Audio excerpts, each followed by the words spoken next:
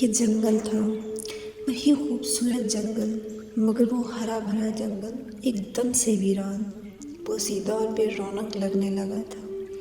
غور کرنے پر مجھے اندازہ ہوا کہ جنگل پہ ایک خزاں اتری ہے اور اس کے ایک ایک درخت پہ اداسی نے ڈیرا ڈالا تھا کہ درخت خالی تھے، بہت خالی، اگرچہ وہ آج بھی خوبصورت تھے، مگر وہ رونق جو سبز پتوں سے ڈھکے ہونے پر میں دیکھا کرتی تھی آج وہ نہیں تھی۔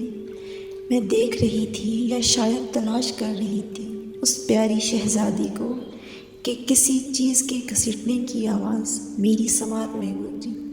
میں نے ادھر ادھر دیکھا، مجھے کوئی نظر نہیں آیا، مگر آواز قریب سے قریب تر ہوتی گئی اور کچھ لمحات کے بعد وہ مجھے نظر آئی، اگرچہ خوبصورت، مگر نہیں، وہ شہزادی نہیں تھی، کوئی عام سی لڑکی تھی۔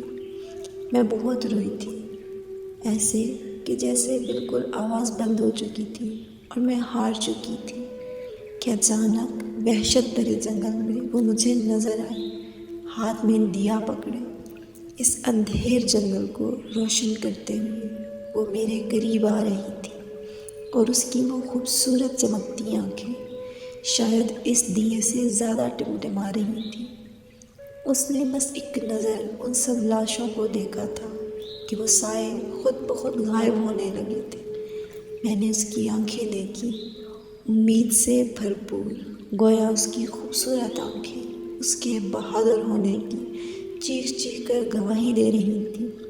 اس نے اپنا ہاتھ میری طرف بڑھایا اور مجھے کھینچ کے لے گئی واپس اسی ہرے بھرے خوبصورت جنگل میں جہاں بہار تھی، محبت تھی، اپنائیت تھی۔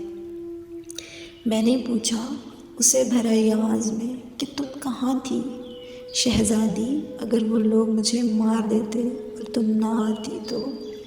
وہ مسکرائی اور کہنے لگی، میں یہاں ہی تھی، اسی جنگل، بس تم کھو گئی تھی کسی اندھیر جنگل میں۔ اور اس نے وہ دیا میرے ہاتھ میں پکڑایا اور کہنے لگی کہ تم چھوڑ گئی تھی اپنی روشنی یہاں، سو اپنے دیے کو لیے بغیر اندھیر جنگلوں میں نہیں بھٹکا جاتا۔ وہ مسکرائی اور کہنے لگی، میں یہاں ہی تھی، اسی جنگل، بس تم کھو گئی تھی۔